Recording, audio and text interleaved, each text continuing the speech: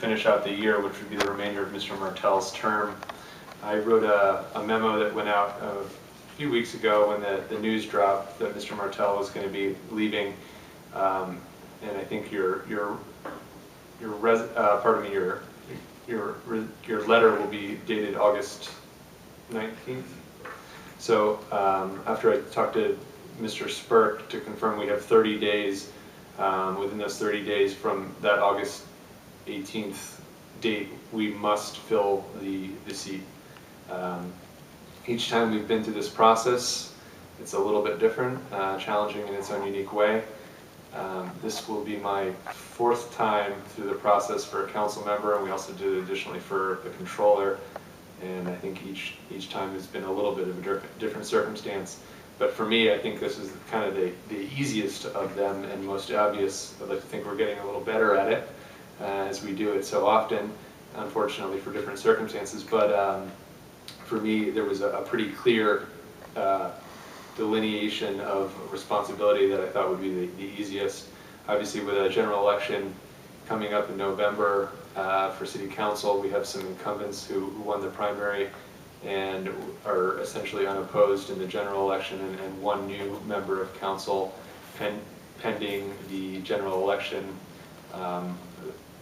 All those candidates would be unopposed, barring a write-in campaign, which is not likely to be successful, just the nature of the electorate in the city. But Ms. Crampsie Smith is with us this evening, who essentially would be the council member elect after November, but in all intents and purposes is in that position now already. And I reached out to all the members of council individually and had conversations with them about what their thoughts were on transitioning and potentially bringing Ms. Crampsie Smith in a little bit early. Instead of starting in January, she'd finish out Mr. Martell's term for those 3 months. And essentially, since she'd be sitting with us through the budget process starting in November after the election, I thought it was the easiest, most painless transition. Nobody had any strong objections at the time, but kind of wanted to think about it a little bit more, so I wanted to have a public conversation about what everyone else's thoughts were on council and what the easiest transition would be as we move forward with this kind of sticky process. In the past, we've accepted resumes, had hour-long marathon interviews in public, reached out to people privately. We've done a mix of different things, and I think we're learning from the process as we go. All of that is not required by third-class city code or Robert's rules. The only thing that is required of us is that we fill the seat within 30 days. So we don't necessarily need to even have a specific meeting to have folks come in and talk to them. If everybody's in agreement, we can kind of do this a little bit less formally in a large way, where we are all in agreement publicly and we have this conversation now. Obviously, we're not going to take any action this evening until after Mr. Martell's seat is vacant, as well as we need Mr. Callahan here as well. So I just wanted to see if everybody had any thoughts on that process as I had kind of laid it out in that memo. If there's any objections or different ideas that might be in the interest of being fair to anyone who wants to contribute, as well as being fair to the council and what would make that transition the easiest. So, any thoughts, Mr. Reynolds? No, I would just agree with everything you had said. I also think that Ms. Crampsie Smith has, as is often the case after primary elections, she has continued the work of meeting with community groups, getting out there. I think she's had several meetings with department heads here in the city of Bethlehem, and I think that in this case, and also in the past, generally council people elect have kind of had an informal process and informally been included in the budget process and those budget hearings. So I think her voice and her thoughts are going to be included there anyway, and then by the time she gets sworn in, we have a couple of months, and I think it just makes the most sense, especially considering that we just had an election where several individuals had put their name on the ballot, and the people of Bethlehem selected Ms. Crampsie Smith, and I think it just makes sense for us to pick her to fill the remaining couple of months here of Mr. Martell's term. Thank you.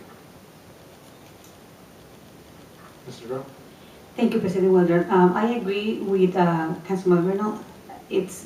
In the past, we have done picking resumes from people in the public. I placed my resume before, and I think it made sense then to do what was done, especially because there was a lot of time that was going to pass before the following elections. But in this case, it's just the easiest thing to do.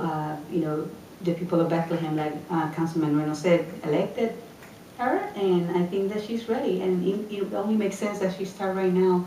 So it's, you know, this doesn't come with a book with instructions. So I think the sooner you get to sit in here, the better it's going to be for all of us and for her as well. So I agree that we get her in, the sooner the better. Thank you. Mr. Klum? Thank you. I would just agree with what Councilman, what everyone said so far, that, you know, all things being what they are, come January 1st, Ms. Grace Crampsie Smith's going to sit right here anyway. So why delay the process and go through? And also why have, if we could avoid it, I don't know if we don't have to take resumes and applications and field questions or make others answer questions, why even have to put others through that process if we already know we're in agreement, which, and again, I echo everyone else's comments that the election's been decided. Why have someone as a placeholder for a few months rather than just give Grace a couple months to get more acclimated to being up here and the process and being more involved in the budget? Thank you. Dr. Van I have no objection at all. I agree with you and welcome her to come up early and join us up here. Great.